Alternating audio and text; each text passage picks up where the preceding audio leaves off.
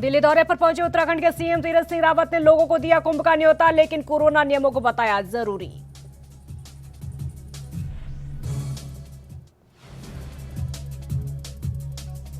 हरिद्वार के railway station पर CBI का छापा, अधिकारियों से हुई पूछताछ, छापेमारी के कारणों का नहीं हुआ खुलासा।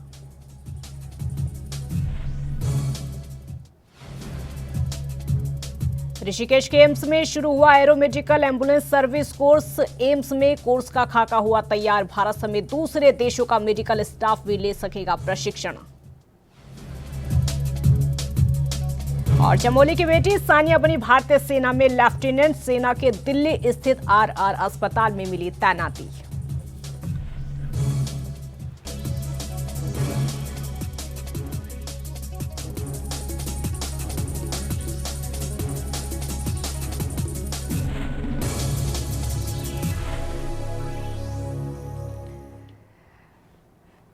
नमस्कार, आप देख रहे हैं आप उत्तराखंड और मैं हूं आपके साथ काजल ठाकुर। उत्तराखंड के मुख्यमंत्री का पदभार संभालने के बाद पहली बार दिल्ली पहुंचे तीरथ सिंह रावत का उत्तराखंड सदन में भव्य स्वागत किया गया और बड़ी संख्या में सदन में मौजूद उत्तराखंड मूल के लोगों ने मुख्यमंत्री का फूल मालाओं से स्वागत किया। इस मौके पर मुख्यमंत्री ने कहा कि हमारी सरकार जन भावनाओं के अनुरूप कार्य करेगी, जनता जो चाहेगी वही किया जाएगा। उन्होंने कहा कि प्रधानमंत्री नरेंद्र मोदी के दिशा निर्देशों में उत्तराखंड का चहुमुखी विकास किया जाएगा। उत्तराखंड के प्रति प्रधानमंत्री के अपार लगाव की बदौलत ही यहां पर 4 Dham, all weather road, Rishikesh Karnaprayag rail project, Kedarnath Badrinath Dham पुनर्निर्माण समेत तमाम परियोजनाएं संचालित हो रही हैं। उत्तराखंड विकास के नए आयाम छू रहा है।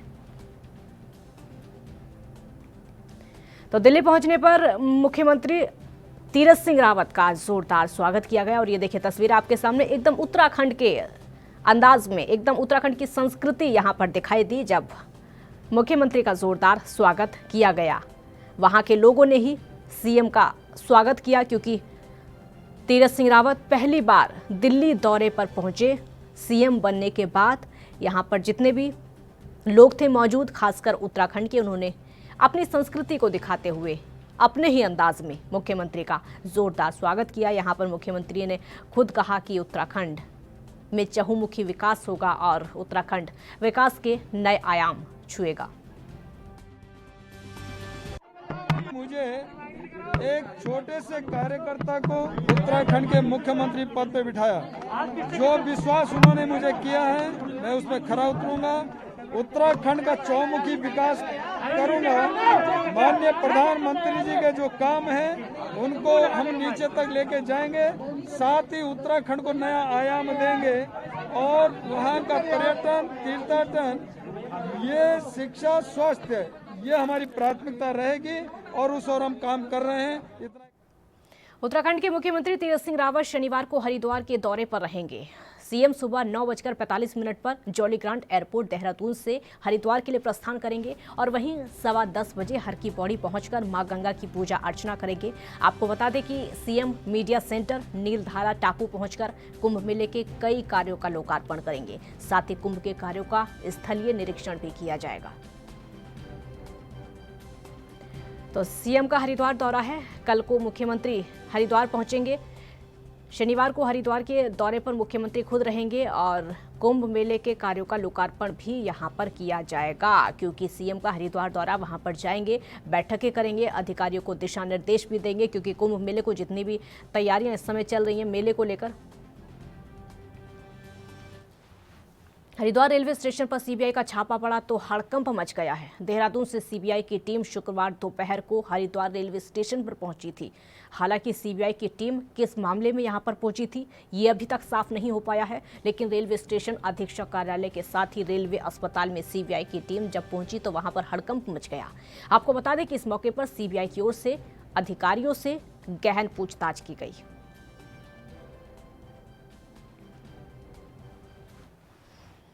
उत्तराखंड के हरिद्वार में लघु व्यापारियों ने कारोबारी स्थलों से हटाए जाने के विरोध में लघु व्यापार एसोसिएशन ने मेला प्रशासन का जुलूस निकालते हुए जमकर नारेबाजी की है और इस दौरान लघु व्यापार एसोसिएशन के प्रांतीय अध्यक्ष संजय चोपड़ा के नेतृत्व में लघु व्यापारी इकट्ठे होकर नगर आयुक्त जय भारत सिंह के कार्यालय का घेराव करने पहुंचे। प्रदर्शनकारी लघु व्यापारियों ने मेला प्रशासन पर उत्तराखंड नगरीय फेरी नियमावली के उल्लंघन के आरोप लगाते हुए सीएम तीरथ सिंह रावत से स्वतंत्र स्वरोजगार करने की अनुमति की मांग की।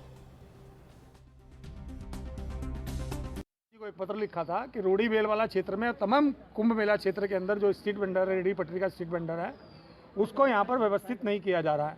तो माननीय पीएमओ ने उसका संज्ञान लिया और प्रधानमंत्री जी के कार्यालय से वो मुख्य सचिव ओम प्रकाश जी को पत्र आया और ओम प्रकाश जी ने जो है प्रभारी सचिव और अपर मुख्य सचिव जो भी संबंधित अधिकारी हैं शासन में, उनको उन्होंने उसको फॉरवर्ड किया और उसके बाद में निर्देशक महोदय के पास में ये आया, जो हमारे शहरी विकास निर्देशक हैं, उनके पास आया। और मैं समझता हूँ नगर निगम में भी ये कागज़ आ चुका होगा क्योंकि 3 महीने का अंतराल हो गया है।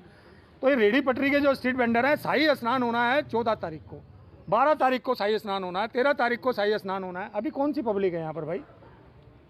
जब शाही स्नान होगा, जो गवर्नमेंट कोई भी ऑर्डर करेगी किसी प्रकार की, जो भी SOP जारी करेगी, और मैं समझता हूँ कि चाहे वो बाज़ार बंद होगा, जब बाज़ार बंद होगा या जो भी कुछ होगा, जो भी राज्य सरकार जिस प्रकार की SOP जारी करेगी उसका पालन करा जाएगा। अध्यक्ष जो टाउन वेंडर कमेटी के श्री संजय चोपड़ा जी ने जो ज्ञापन दिया है और जो आपकी मांग है उससे नगर आयुक्त महोदय को अवगत करा दिया जाएगा और जो भी इसमें नियमानुसार कार्रवाई होगी उसको क्रियान्वयन के लिए यथासंभव कार्रवाई की जाएगी। ऐसा नहीं है, राष्ट्रीय फेरी नीति को लागू करने के लिए नगर निगम काफ़ी क्रियाशील है और इसमें टाउन वेंडिंग कमेटी की समय समय पर बैठ के आहूत की गई और कुछ टाउन वेंडिंग जोन जो हैं लगभग हमारे अंतिम हो चुके हैं और जल्दी ये आपको फील्ड में देगा। ऐसा नहीं है,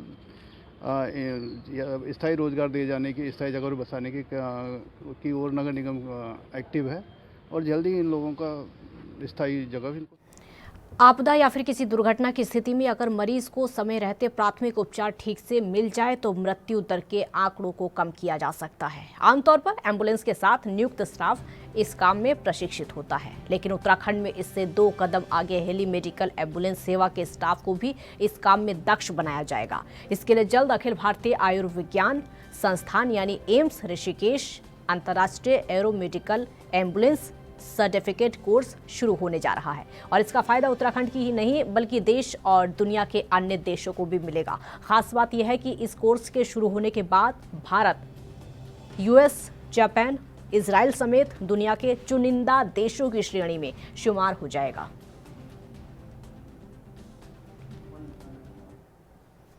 हरिद्वार में मेला अधिकारी दीपक रावत ने शुक्रवार को भाभा एटॉमिक रिसर्च सेंटर परमाणु ऊर्जा विभाग भारत सरकार की ओर से प्राप्त हुए वाटर ATM का उद्घाटन किया है और इस मौके पर दीपक रावत ने कहा कि इस वाटर ATM में पानी बिल्कुल भी बर्बाद नहीं होता है और ये बिना बिजली के चलता है। इसका पानी मिनरल्स युक्त, स्वच्छ और शुद्ध है। आपको ये बता दें कि वाटर ATM 1 घंटे में 500 लीटर पानी देता है।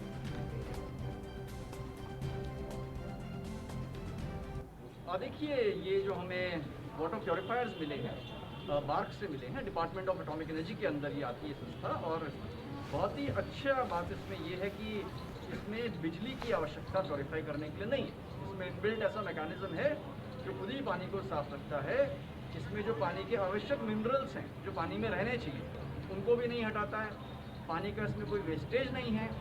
ऐसी 11 यूनिट्स मेला क्षेत्र में अलग अलग जगहों पे स्थापित की गई है और इससे जो हरिद्वार में आने वाले श्रद्धालुगण हैं उनको इसका बहुत लाभ मिलेगा। और ये केवल मेले के लिए नहीं है, आगे के लिए भी ये सौगात हरिद्वार के लिए।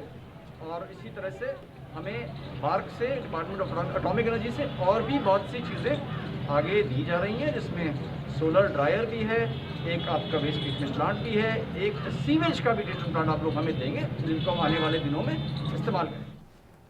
चमोली जिले के पोखरी ब्लॉक स्थित चंद्रशिला कंडाई की सोनिया भारतीय सेना में लेफ्टिनेंट बन गई हैं। उन्होंने नेवी के मुंबई स्थित अस्पताल अश्विनी में 4 साल का प्रशिक्षण पूरा कर लिया है और उसके बाद उनको सेना के दिल्ली स्थित RR अस्पताल में तैनाती मिली है।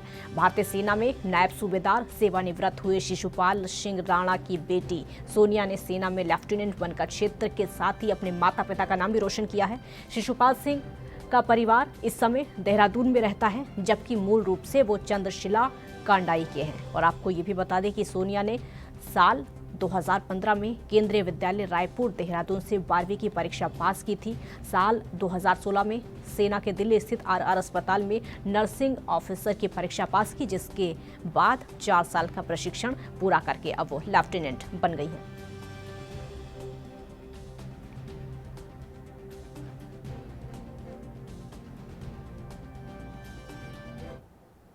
देहरादून में इस बार का ऐतिहासिक श्री झंडा जी मेला पंचमी तिथि 2 अप्रैल 2021 को शुरू होगा और श्री झंडे जी के आरोहण और मेले के आयोजन को लेकर श्री दरबार साहिब के सजना दानशीन श्री महंत देवेंद्र दास महाराज ने तैयारियों का जायजा लिया। उन्होंने मेला प्रबंधन से जुड़े अधिकारियों को आवश्यक दिशा निर्देश जारी किए। श्री महंत देवेंद्र दास महाराज ने अपने संदेश में सभी संगतों और श्रद्धालुओं के लिए कोरोना वायरस से बचाव की एडवाइजरी जारी की। उन्होंने मेले में सरकार की गाइडलाइंस का पालन करने की अपील की है। और आपको ये भी बता दें कि श्री गुरु राम राय महाराज की जयंती पर हर साल श्री दरबार साहिब देहरादून में श्री झंडे जी मेले का आयोजन किया जाता है।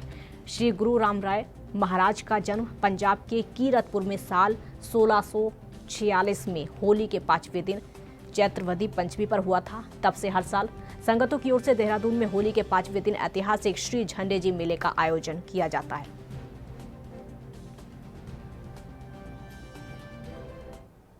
हरिद्वार शंकराचार्य आश्रम वरिष्ठ महामंडलेश्वर स्वामी सोमेश्वर नंद गिरी जी महाराज का कहना है कि महाकुंभ 2021 में कोई भी अधिकारी अपनी जिम्मेदारी नहीं निभा रहा है। उनका कहना है कि अधिकारियों द्वारा कुछ वरिष्ठ महामंडलेश्वर को अनदेखा किया जा रहा है।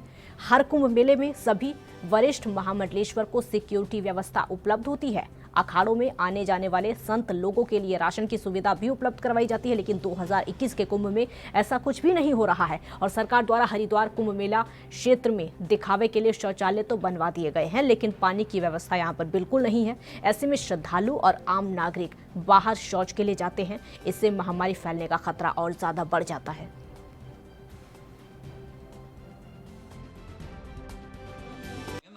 अभी तो कोई आशा है नहीं। अभी तक हमारे अखाड़े और सभी साधु सन्यासी जितने भी अपने आश्रम में रहने वाले हैं, वो अभी तक किसी को कोई सुविधा नहीं दी है। ना राशन की सुविधा आई है, ना आर्थिक सुविधा है किसी के पास। अखाड़ों को थोड़ा सा लोलूपुप दे के अखाड़ों को भी बरगला दिया इन्होंने। अखाड़े और सब लोग भाग दौड़ कर रहे हैं। अब अखाड़ों को सुविधा पूरी चाहिए। अखाड़ों को पूर्ण रूप से सुविधा जो आम कुंभ में होती रही है वो सुविधा क्यों नहीं देते? नहीं दे तो भी उनको हम तो पहले ही कह चुके थे कि कुंभ नहीं करना है तो उसको रोक दिया जाए, अगले वर्ष कर लेंगे कुंभ। और या फिर सरकार को कोई सुविधा देने की इच्छा नहीं है तो उसके लिए स्पष्टीकरण कर देना चाहिए। सुविधा नाम की कोई चीज़ अभी तक हम लोगों को कोई सरकारी सुविधा का कोई जो है समाधान नहीं मिला है। कोई भी जैसे सिक्योरिटी मिलती है, राशन मिलता है, पानी की व्यवस्था होती है, सब चीज़ होती है, शौचालय व्यवस्था होती है, वो कोई सुविधा नहीं मिली। दूसरा आपको बड़ा विशेष रहस्य बताता हूँ कि डब्बे रख रखे शौचालय के, और इसका सोच को दबाने के लिए या तो सीवरेज लाइन से जोड़ना चाहिए या फिर इनके बड़े बड़े वो बनाना चाहिए हॉल, जिसमें जो है गंदगी ना फैले। आने वाला समय जो है कुंभ के बाद में तो ये महामारी फैल जाएगी देश हमारे हरिद्वार में, तो हरिद्वार की जनता इसको भोगेगी। एक तरफ से तो हम लोगों को जो है सुविधाओं का अभाव, दूसरा जो शौचालय में डब्बे रखने से क्या फ़ायदा हुआ? इनको बहुत सुंदर तरीके से ऐसा तरीके से करना चाहिए। इनकी सफाई व्यवस्था क्या है? अभी देखो एक दिन आए हैं लोग, उसमें कितनी मक्खी और मच्छर हो गए। आप देखिए कितने मक्खी मच्छर यहाँ एक दिन में, और पूरा कुंभ चलेगा तो कितना हो जाएगा। महामारी हमेशा फैला है, कालरा फैलता है, हैजा कालरा जो है मलेरिया, ये सब चीज़ें फैलती हैं। कितने लोग हमारे हर कुंभ में कितने लोग मारे जाते हैं, आपको नहीं दिया था नहीं, तो आप बताइए इसमें कि इतने लोग हर कुंभ में जो है बीमारियों से चले जाते हैं। तो ये उत्तराखंड में कुंभ के आयोजन को लेकर तैयारियां लगातार जोरों पर हैं और इसी के तहत आईजी कुंभ संजय गुंजाल और वहां पर एसएसपी खंडूरी ने रोड़ी क्षेत्र में बने चक्रव्यूह को प्रायोजित तौर पर संचालित किया है और देखा कि श्रद्धालुओं की भीड़ को अगर शाही स्नान के दौरान चक्रव्यूह में डाला जाएगा तो घाटों पर लगे पुलिस बल को घाट खाली कराने के लिए कितना समय लगेगा। भीड़ के रूप में लगभग 1000 अर्धसैनिक बल और पुलिस के जवानों को चक्रव्यूह में डालकर चलाया गया। प्रयोग के तौर पर चक्रव्यूह चलाकर देखने में काफी अच्छे परिणाम प्राप्त हुए। आईजी कुंभ ने चक्रव्यूह के प्रयोग के बाद रोड़ी क्षेत्र के sector police officer CO Anil Manral और प्रभारी को दिशा निर्देश दिए।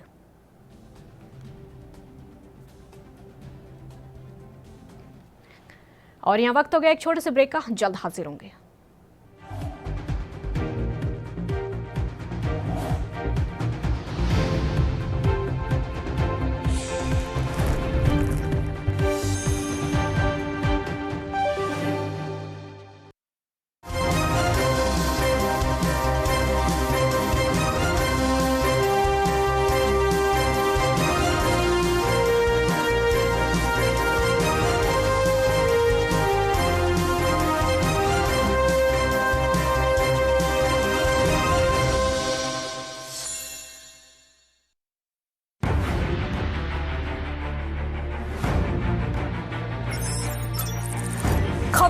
सियासत की हो या सरकार की,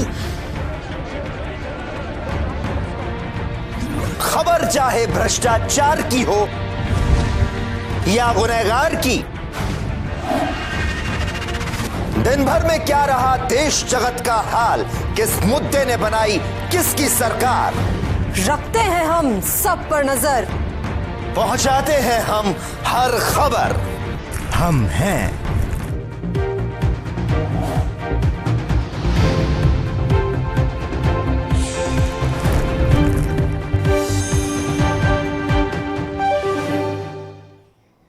ब्रेक के बाद एक बार फिर स्वागत है आपका। उत्तराखंड में विकास नगर के राजकीय इंटर कॉलेज छरवा में नशा मुक्त उत्तराखंड संस्कार युक्त उत्तराखंड के 7 दिवसीय शिविर का शुभारंभ मुख्य अतिथि वरिष्ठ समाज सेवी लक्ष्मी अग्रवाल ने किया। उन्होंने कहा कि अगर समाज को सही रास्ते पर चलाने में युवा वर्ग सक्षम हो जाए तो संपूर्ण समाज का कल्याण संभव है।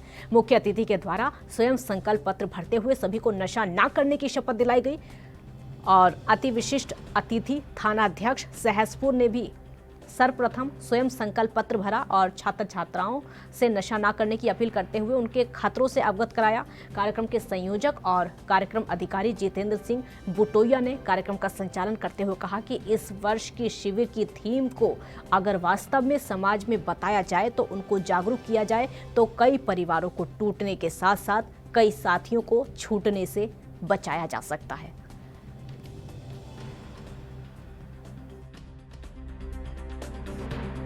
सबसे पहले तो मैं यहाँ पे सभी शिक्षकों को साधुवाद देना चाहती हूँ कि उन्होंने इस ज्वलंत समस्या को उठाया, क्योंकि आज युवाओं में नशे की प्रवृत्ति बहुत ज़्यादा बढ़ रही है। हमारे समाज में युवा भटक रहा है, तो खाली स्कूल ही नहीं, मैं सोचती हूँ समाज में प्रत्येक व्यक्ति को इस जन जागरूकता अभियान में भाग लेना चाहिए और नशा मुक्ति के लिए जो भी आंदोलन, जो भी कार्यक्रम होते हैं उसमें बढ़ चढ़ के भाग लेना चाहिए। तो आज आप इस कार्यक्रम में आए, कोई विशेष चीज़ आपकी समझ में आई कि जो मैं इस कार्यक्रम में आ जाऊं बच्चों को आशीर्वाद देने के लिए? नहीं, आज वही कि बच्चों को मेन वही कि नशे से होने वाले, नशे के दुष्प्रभाव, नशे से होने वाले जो दुष्प्रभाव उनके बारे में उनको बताना चाहिए। मैं अपनी तरफ से प्रयास करूँगी और साथ ही साथ समाज की और उनके अभिभावकों की भी ये जिम्मेदारी बनती है कि अपने बच्चों को इसके नफा नुकसान के बारे में बताएं ताकि बच्चे इस प्रवृत्ति में। हल्द्वानी के राजकीय संप्रेषण गृह से गुरुवार आधी रात को 2 मंजिला भवन की खिड़की तोड़कर 7 नाबालिग रजाई के कमर से बनाई गई रस्सी के जरिए तकरीबन 23 फीट ऊंची खिड़की से कूदकर फरार हो गए।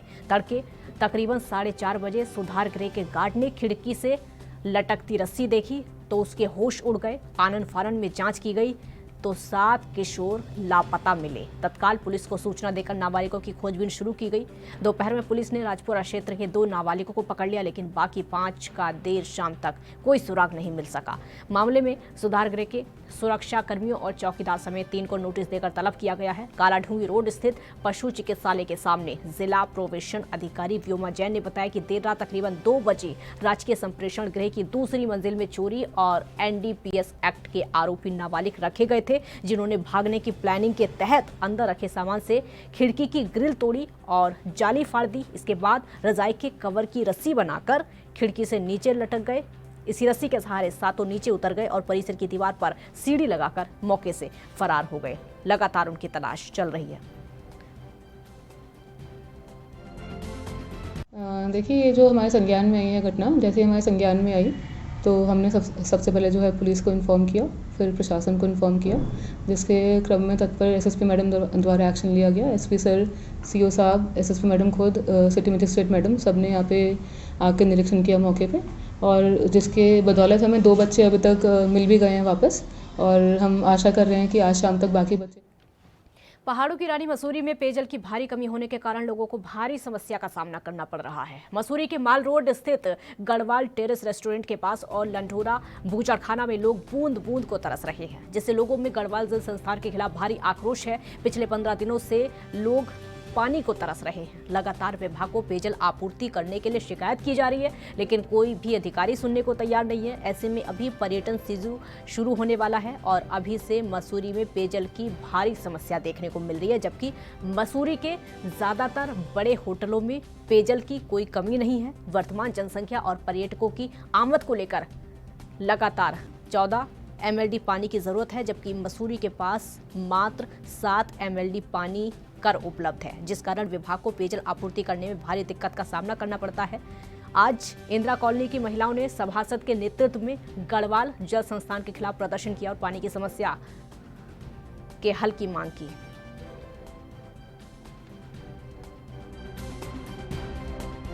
हमारी कॉलोनी में एक दिन की नहीं, हर रोज की यही परेशानी है। एक दिन क्लास भैया को फोन करो तो रोज ड्रामे बहाने मार देते हो। क्या बोलते हैं वो लोग? ये बोलते टैंक में पानी नहीं। टैंक में पानी का मतलब तो किसी का नहीं आना चाहिए ना, हमारा ही क्यों नहीं आ रहा? बहुत परेशान हो गए, पानी नहीं आता। कितने दिनों से नहीं आ रहा पानी? हो गए 2 टाइम, पूरी सर्दियों से नहीं आ रहा पानी। तो हम कभी किसी के घर से लगाते हैं, कभी किसी के घर से लगाते हैं। कितने दिन जाएंगे हम किसी का? कनेक्शन है हमारे घर में, जब पानी नहीं आ रहा हम कनेक्शन का क्या करेंगे? हम बिल भरने के लिए लगा रहे हैं कनेक्शन, बस भी नहीं सुन रहा कोई नहीं। हम इसलिए आ रखे हैं, आज कोई नहीं सुनता, हम इसलिए। और भैया आज आ गए, नहीं पानी आएगा तो हम जुलूस लेके आ जाएंगे। सुबह से तोड़ करेंगे, मिला कोई नहीं मिला सुबह से। उत्तराखंड के लक्सर में पेड़ पर चढ़कर सेमल तोड़ना 2 किशोरों को भारी पड़ गया है। नाराज खेत स्वामी ने दोनों किशोरों को पकड़ लिया और पेड़ से बांधकर उनकी जमकर पिटाई कर दी। मारपीट का वीडियो लगातार सोशल मीडिया पर वायरल हो रहा है। पुलिस ने मामले का संज्ञान ले लिया है और कार्रवाई करते हुए पुलिस ने दोनों किशोरों को मेडिकल के लिए भेजा है। मुकदमा दर्ज करके आरोपी को गिरफ्तार कर लिया है। आपको बता दें कि जानकारी के मुताबिक लक्सर कोतवाली क्षेत्र के निहंदपुर सुठारी गाँव के पास एक व्यक्ति के खेत की मेड़ पर सेमल का पेड़ था और वहां पर 2 किशोर जाते हैं, वो सेमल तोड़ने लगते हैं, जिसके बाद खेत का मालिक उनकी जमकर पिटाई कर देता है, वो भी रस्सी से बांधकर। इसका वीडियो लगातार सोशल मीडिया पर वायरल हो रहा है। उत्तराखंड की बीजेपी सरकार के 4 साल पूरा होने पर जहां बीजेपी जश्न मना रही है, तो वहीं आम आदमी पार्टी के कार्यकर्ताओं के द्वारा इसे काला दिवस के रूप में मनाने का निर्णय लिया गया है। आज आप कार्यकर्ताओं ने कोटद्वार में जगह जगह जाकर प्रदर्शन किया और जमकर नारेबाजी की। इसी दौरान विपक्ष की तरफ से लगातार सरकार पर हमला बोलते हुए उन पर जनता की अनदेखी करने का आरोप लगाया गया है।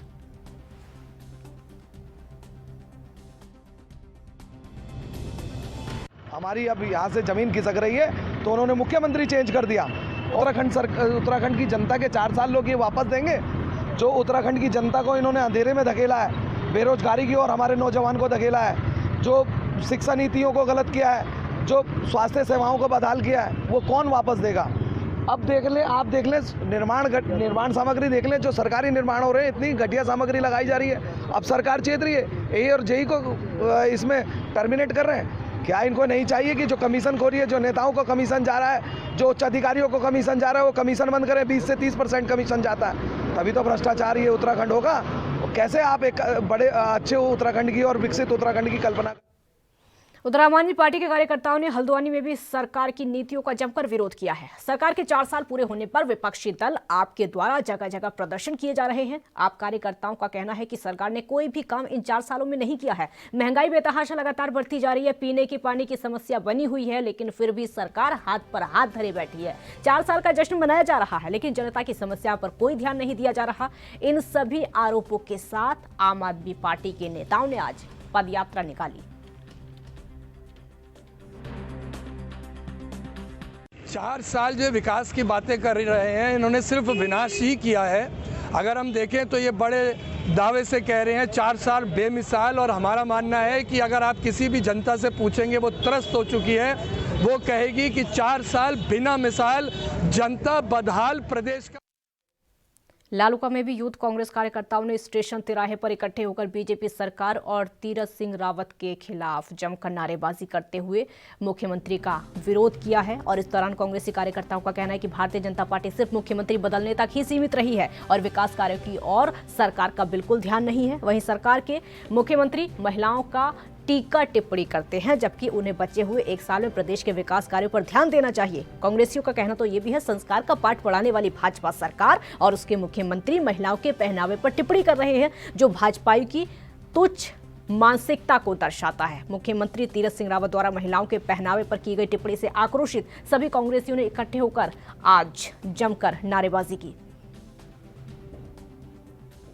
उत्तराखंड सरकार के माननीय मुख्यमंत्री श्री तीरथ रावत जी द्वारा एक बयान दिया गया, जो कि कहीं भी उनकी पद की गरिमा को नहीं दर्शाता। उनने महिलाओं को और उनके पहनावे को लेकर बड़े अशोभनीय ऐसी टिप्पणी करी जिसे कोई भी एक आम नागरिक पचा नहीं सकता है। ये इनकी छोटी मानसिकता और इनकी पार्टी की जो ये लोगों के संस्कार की बात कर रहे हैं, इनके संस्कार इतने बेकार हैं कि महिलाओं को लेकर हमेशा अभद्र टिप्पणियां करते हैं और एक छोटी सोच रखते हैं, जिसके विरोध में आज यूथ कांग्रेस द्वारा लालकुआं शहर में और मुख्यमंत्री तीरथ सिंह रावत का पदभार संभालने के बाद शुक्रवार को 2 दिवसीय दौरे पर दिल्ली पहुंचे और आपको ये बता दें कि दिल्ली पहुंचने पर उनका जोरदार स्वागत किया गया। यहां पर उनका बीजेपी के राष्ट्रीय अध्यक्ष जेपी नड्डा से भी मुलाकात का कार्यक्रम है। मुख्यमंत्री पद संभालने के बाद कुछ बयानों को लेकर खासी चर्चा में रहे तीरथ सिंह रावत के दिल्ली दौरे के लिहाज से काफी महत्वपूर्ण ये दौरा उनका माना जा रहा है। इसके अलावा हरिद्वार कुंभ और सल्ट विधानसभा सीट के उपचुनाव को लेकर भी वो केंद्रीय नेतृत्व से चर्चा कर सकते हैं। वहीं दूसरी तरफ कुंभ मेले का जिक्र करते हुए तीरथ सिंह रावत ने सभी को कुंभ आने का न्योता दिया है, लेकिन कोरोना नियमों का भी ध्यान रखने को कहा गया है।